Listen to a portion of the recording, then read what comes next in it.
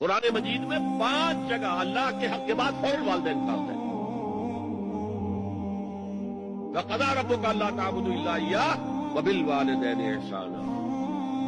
کہ رب نے فیصلہ کر دیا ہے کہ اس کے سوا کسی کی بندگی نہیں کرو گے اور والدین کے ساتھ نیک سلوک۔ اللہ کے حکم کے بعد، اللہ کے حق کے بعد والدین کا آتا ہے۔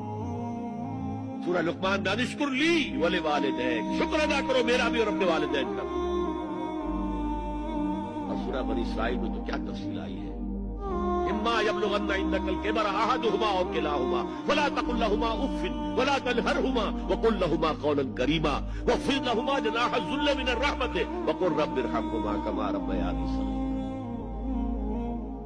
اگر تمہارے والدین میں سے ایک یا دونوں تمہارے پاس بڑھاپے کی عمر کو پہنچ ہی جائے، انہیں کبھی اف تک نہ کہنا، دل نہ توڑنا، چھاتی چوڑی کر کے بات نہ کرنا، کندھے جھکا کر بات کرنا، ادب سے گفتگو کرنا۔